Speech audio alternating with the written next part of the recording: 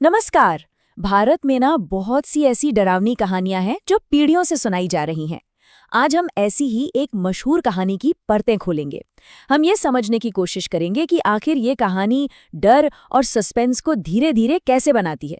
तो चलिए रूमना झूमना की रहस्यमयी दुनिया में चलते हैं। इस दिल दहला देने वाली कहानी को हम 4 हिस्सों में देखेंगे। पहले एक तूफानी रात और वो खौफनाक इंतजार, फिर एक बिन बुलाए मेहमान का आना, उसके बाद उस भयानक सच का खुलासा और जान बचाने की भागदौड़, और आखिर में बचाव और एक नई सुबह की उम्मीद। तो कहानी की शुरुआत होती है एक सुनसान घर से, जहां एक परिवार पहले से ही गरीबी और अकेलेपन की मार झेल रहा है। और फिर आती है वो अंधेरी तूफानी रात, जो उनके लिए सिर्फ मौसम का कहर नहीं बल्कि एक अनदेखा खतरा भी साथ लाती है। पता है, इस कहानी में जो माहौल बनाया गया है वो खुद एक किरदार जैसा है। सोचिए, गांव के किनारे एक अकेला मिट्टी का घर और ठीक उसके पास एक बहुत बड़ा डरावना सा ताड़ का पेड़। ये माहौल शुरू से ही एक अकेलेपन और आने वाले खतरे का एहसास कराता है ना? अब जरा इस परिवार की हालत देखिए। पिता जो थे वो जहाज पर काम करने गए और फिर कभी लौटे ही नहीं। माँ कमला देवी को घर चलाने के लिए दूर बाजार में सब्जियां बेचनी पड़ती हैं, और उनकी 2 बेटियां रुमना और झुमना अक्सर घर पर अकेली ही रहती हैं। मतलब उनकी ये बेबसी ही उन्हें आने वाले खतरे का एक आसान निशाना बना देती है। और फिर आता है वो भयानक तूफान, जिसे काल बैसाखी भी कहते हैं। यही तूफान कहानी का एक तरह से शुरुआती बिंदु है। इसकी वजह से माँ बाजार में ही फंस जाती हैं और दोनों बहनें घर पर अकेली बिल्कुल असुरक्षित रह जाती हैं। इससे पहले कि वो चीज सामने आए, कहानी हमें वहां की एक लोकल लोक कथा से मिलाती है। एक पैर वाले भूत की कहानी।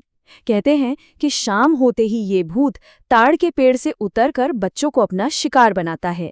ये सुनते ही मन में एक अजीब सा खास तरह का डर बैठ जाता है।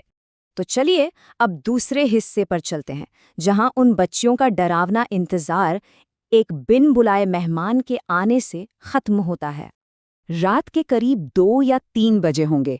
बाहर तूफान का शोर और तभी एक आवाज आती है। रमना को लगता है ये उसकी माँ की आवाज है और बस उसे एक पल के लिए बड़ी राहत मिलती है। उस घने अंधेरे में राहत का वो एक पल सावधानी पर भारी पड़ जाता है। रमना ये मानकर दरवाजा खोल देती है कि उसकी माँ लौट आई है, और बस खतरा अब घर के अंदर था। वो जो भी था खुद को उनकी माँ बताकर दोनों बहनों के साथ बिस्तर पर आकर लेट जाता है। घर में एक अजीब सी खामोशी छा जाती है और दोनों बहनें सोने की कोशिश करने लगती हैं। और अब हम कहानी के उस मोड़ पर हैं जहां अब तक का जो सस्पेंस था ना वो हटता है और सामने आता है असली भयानक खौफ। तभी छोटी बहन झुमना जाग जाती है।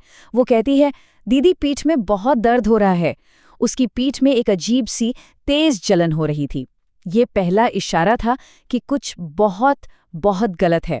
तो सवाल ये था कि उसकी पीठ पर माँ का हाथ था या फिर कुछ और? और फिर कहानी का सबसे ज्यादा डरावना पल आता है। रमना जो देखती है वो उसकी कल्पना से भी परे था। बिस्तर में कोई भयानक सा जीव था जो अपनी लंबी कांटों जैसी जीभ से उसकी बहन की पीठ चाट रहा था और उसकी जीभ से खून टपक रहा था।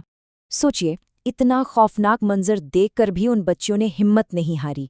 उन्होंने फौरन वहां से भागने का एक प्लान बनाया। बहाना बनाया कि बाहर बाथरूम जाना है। उस जीव ने इजाजत तो दी पर जल्दी आने को कहा, और जैसी वो बाहर निकली उन्होंने बाहर से दरवाजा बंद किया और तूफानी रात में भाग खड़ी हुई।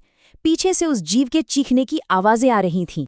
लेकिन भागना इतना आसान कहाँ था। वो जीव दरवाजा तोड़कर बाहर निकल आता है और अपने एक पैर पर फुदकते हुए उस अंधेरी तूफानी रात में उनका पीछा करने लगता है। तो अब चलते हैं कहानी के आखिरी हिस्से की तरफ और देखते हैं कि इस खौफनाक रात का अंत हुआ कैसे। भागते भागते दोनों बहनें गांव के दूसरे छोर पर पहुंच जाती हैं।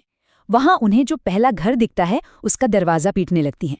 घर का मालिक देवराज गोस्वामी ठीक समय पर दरवाजा खोलकर उन्हें अंदर कर लेता है। दर्द और थकान से झुमना तो बेहोश हो जाती है, पर आखिर में वो दोनों सुरक्षित थीं। तो देखिए आगे क्या होता है। रात में गोस्वामी परिवार उन्हें बचाता है। सुबह उनकी असली माँ कमला देवी बदमाश हालत में वहां पहुंचती हैं और उन्हें सब पता चलता है। दोपहर तक एक तांत्रिक को बुलाया जाता है जो उस भूतिया ताड़ के पेड़ को जड़ से उखड़वा देता है, और यहीं से उस परिवार के लिए एक अच्छे भविष्य का रास्ता खुलता है।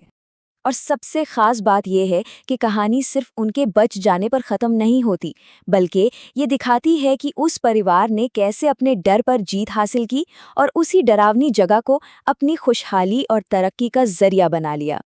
और आखिर में ये कहानी हमें एक सवाल के साथ छोड़ जाती है। क्या ये लोक कथाएं सिर्फ कहानियां हैं, या फिर ये पीढ़ियों की छिपी हुई चेतावनियां हैं जो हमें डर की भाषा में हिम्मत और सावधानी का सबक सिखाती हैं?